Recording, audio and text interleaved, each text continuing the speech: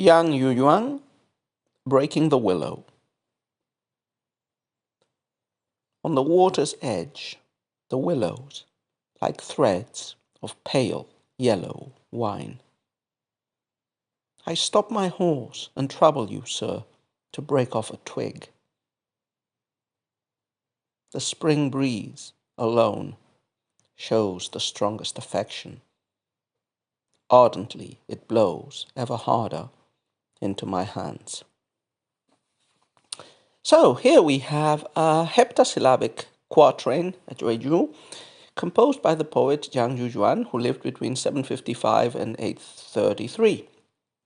Now, Yang Juyuan, not a really famous poet as far as I know, mid-Tang author, occupied different mid-level positions at court. Well, first served under military commissioners and then at court.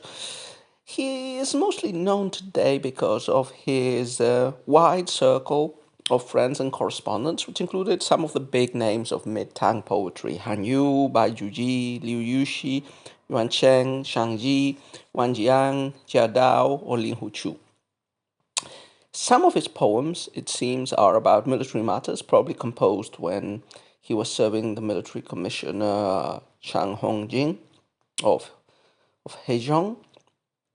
Also, a lot of his extant poems are parting pieces. We've talked about this genre before, and we have many examples, both in the 300 Tang poems and in the follow-up, I believe, of parting poems. And The Willow, which is the title of this poem, Che Jiang Liu, Breaking the Willow. The willow is regularly, as we've seen, a symbol of parting. And traditionally, willow branches were interchanged between lovers when they were separating, but also when scholar officials left for their duties in their respective provinces. They usually had like these parties, going away parties in the capital, and one of the last rituals of these parties was generally accompanying the scholar official who is going away to the outskirts of the city. If it's spring, breaking a twig or a little branch of the willow and giving it to him as a memento. So that's exactly the topic of this poem. This is a poem on separation. It's very compact. Like, quatrains really have to be, even more so than most typical Chinese poems, they have to be really, really, really synthetic, because they have to pack in a very small amount of characters and words, a lot of information, which means there's allusions, there's indirectness, there's lots of stuff that you have to fill in yourself.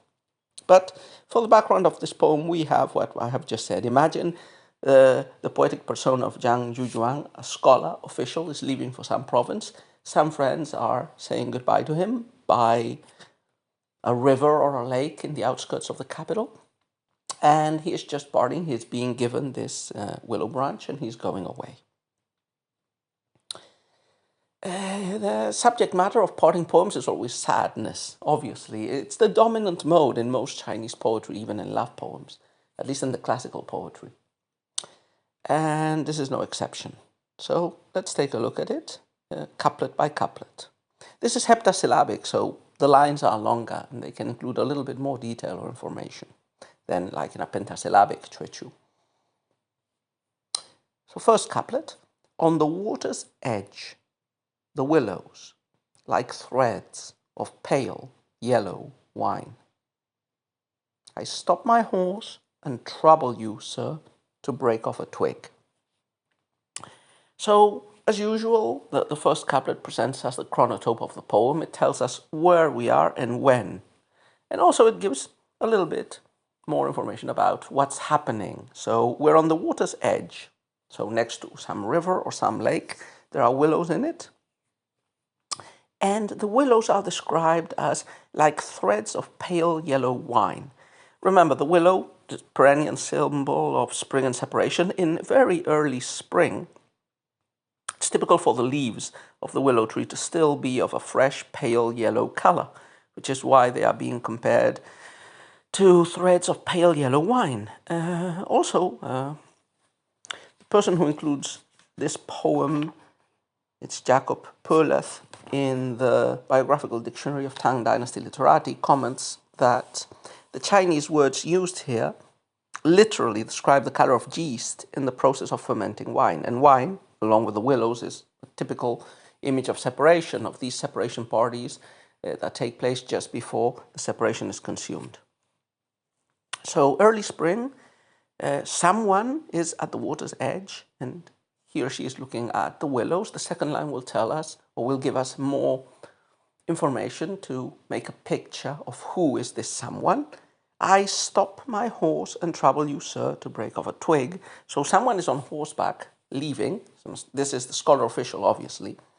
And he stops his horse and, very politely says, I stop it to trouble you, sir, to break off a twig. So one of his friends, at least one of other scholar officials who are in this parting scene, are breaking a willow branch and giving it to him as a memento.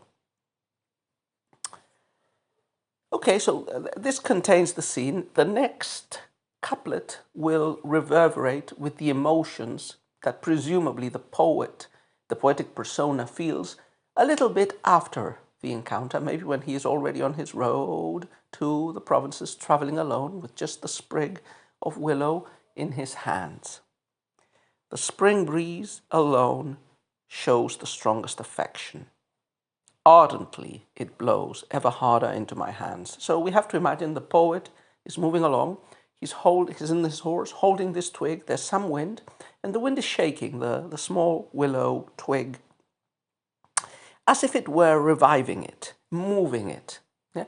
So this effect of the wind as a mover, as carrying emotion, and very typical in traditional Chinese poetry, this personification of the elements, this idea that nature resonates with feelings towards humankind and vice versa. That is, nature is an active, emotional part of the world. That it's the macrocosm resonating with the microcosm of the poet. So just as the wind blows and revives through it shaking the now separated and probably dead twig, so in this way the poet himself, the parting person, is being revived by looking at the twig being moved by the wind and thinking of his friend or friends who gave him the twig and who keep him in his affections while he is away. Okay, so yeah, I think that's all we can say about the poem. As we say, it's pretty small. It's a heptasyllabic quatrain, and as I say, it's very representative of this sort of poetry that depicts feelings of sadness and separation when parting.